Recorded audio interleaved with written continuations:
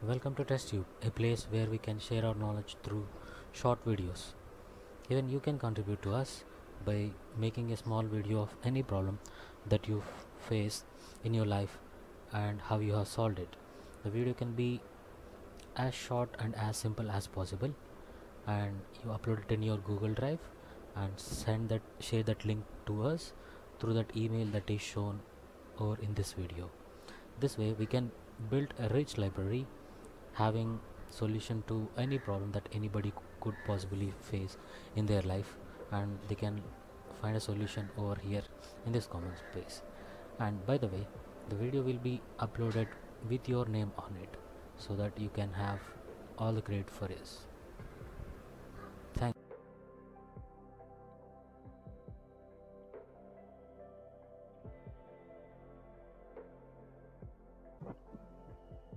In this video we are going to see introduction to Java.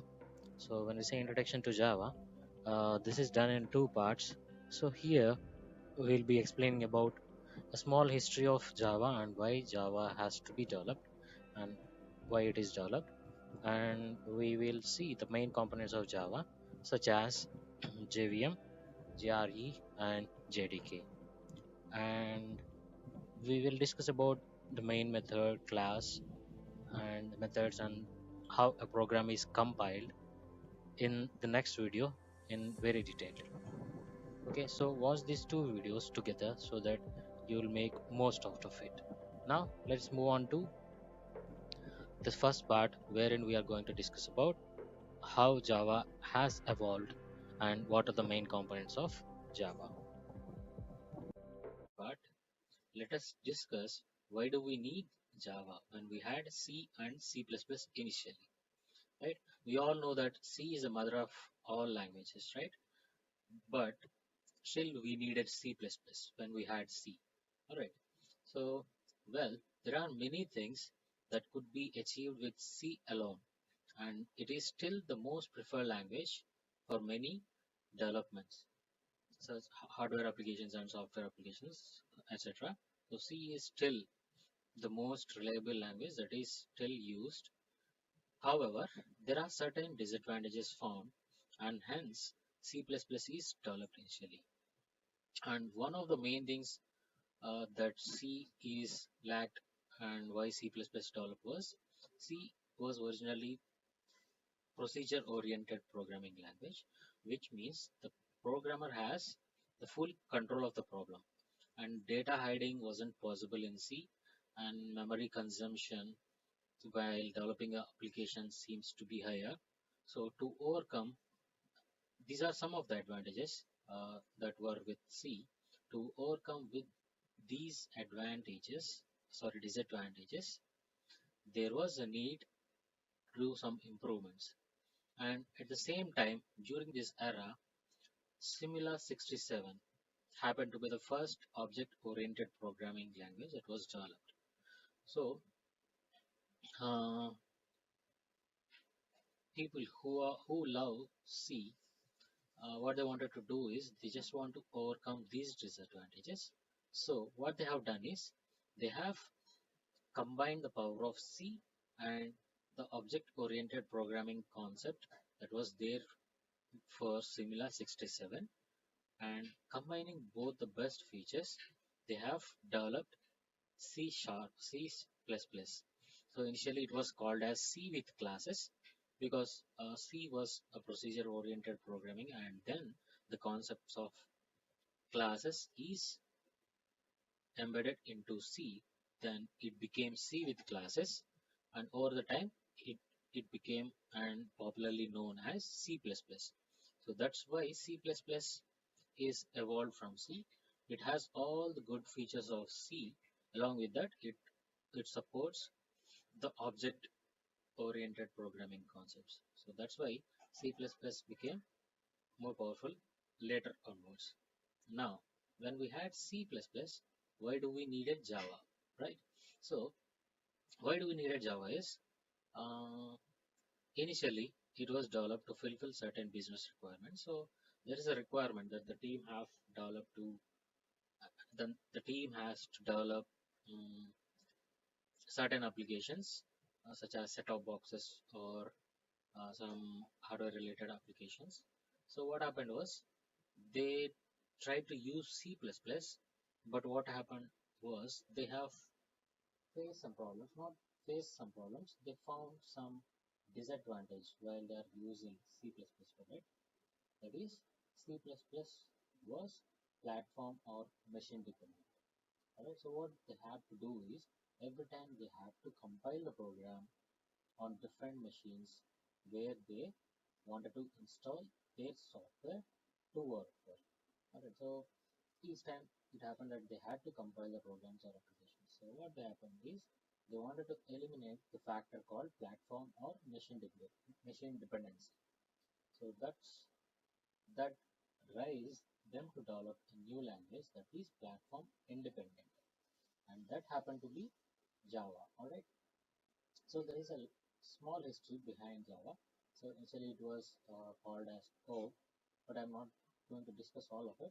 The purpose of what we are discussing here is we just wanted to see when we had C, why C++ was developed and why Java is developed again. So just to explain this, I'm explaining this, but there is even more history behind this, but we are not going to discuss all of it. Okay, so now they have developed Java in such a way that they write the code once and run that anywhere and everywhere. Okay, while developing Java, they develop many more features to it, and the concepts of Java keeps evolving since then. So now you see that there are many advanced concepts like Java applets, servlets, and Spring Boots, and so on. So there is no end. Java became an ocean uh, since then. Alright, so that is what a brief introduction to Java and why Java is developed in first place when we had other languages. Alright, so we can see it over here that C was process-oriented programming, and C++ became to be supporting both process procedure-oriented programming model plus object-oriented programming, and it has certain advantages over C, like we are seeing here in this picture. So, and then Java is developed. It has some more advantages over previous C and C++, and what is it is something clearly seen being here. Can be seen here. Alright, so that is all about the history of Java, and now we are going to discuss what are the main components of Java.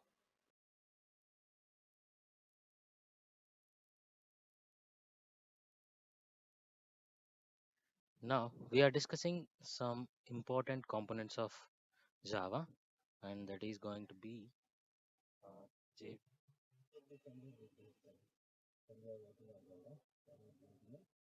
JRE and JDK.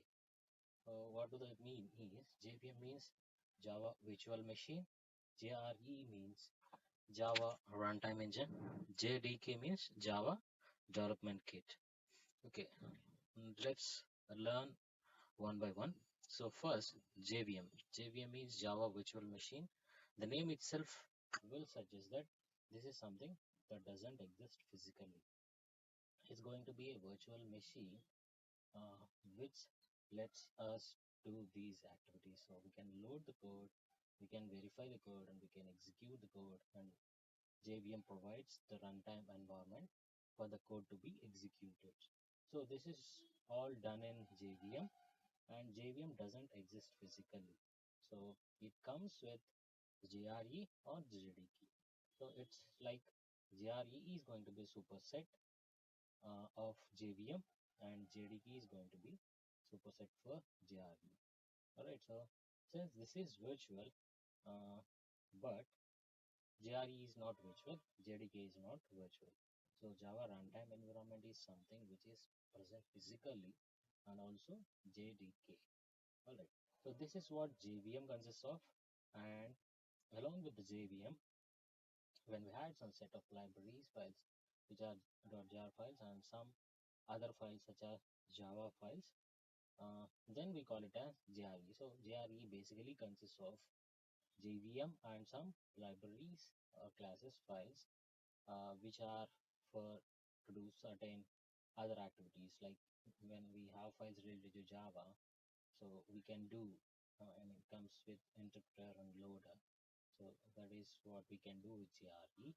And along with the JRE, we have other development tools also, which are like Java C, which is used for compilation, Java used as interpreter and loader, Java doc as document generator, Java document generator, some archives which are having jar files, and JDB, which will let us to access the database. So when we have these tools together along with JRE, that became JDK. So in other words, JDK consists of JRE and along with the other development tools as this. So using JDK, we can develop application in Java. So basically, when you want to work on Java, what you do is you uh, have to download JDK. So JDK comes with three uh, three flavors, and it is supported by Oracle Corporation. So Java coming as Standard Edition, Enterprise Edition, and Micro Edition. So JDK comes as in these three flavors. Now, like I said, JVM is virtual machine, so I can't show it, but JRE and JDK are something which are physically existing, right? So now let us see what it is. So I'm not going to show how to download Java and install it, but I'm going to just show some necessary details. What does this mean? What is the difference between these three, and what do they do? So these are basic components that are there in Java that everybody should know when they are learning Java. That's what we're talking about is. Okay, so like I said, now let us see. When you download JDK, this is what you will see. So this is what JDK consists of. When you download JRE separately, this is what JRE consists of. As you see, under JRE, you have JVM related DLL files. So which means uh,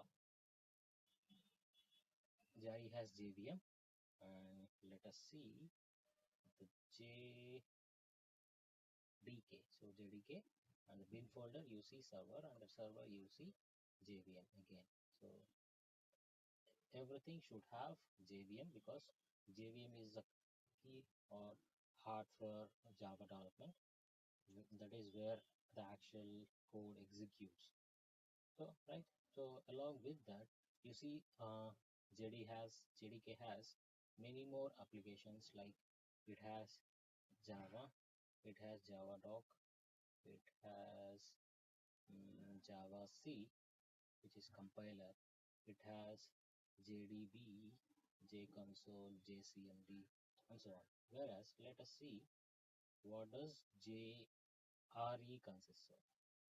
So let us go inside the where inside bin. We have seen that it has JVM already, and let's go down.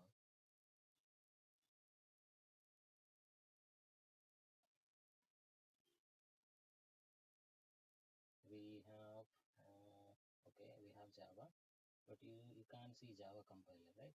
So you can't see Java compiler. You're not able to see Java JDC, uh, and you definitely can't see JCMD, JConsole, which are there in JDK. So that's what the difference between JDK and JRE that you can physically see. So Java Development Kit has all the things which are there in JRE. Along with that, it has some other features as well, which are used by the developers in order to develop a Java application. So you have to download JDK when you wanted to work on some Java project or create an application that is built on Java. So that's what basically that's what that's what basically uh, the components of Java. And now we are going to see the syntax of Java, and welcome welcome program of Java and try to understand how the Java programs is compiled and executed, and what is the story behind when we run the Java program.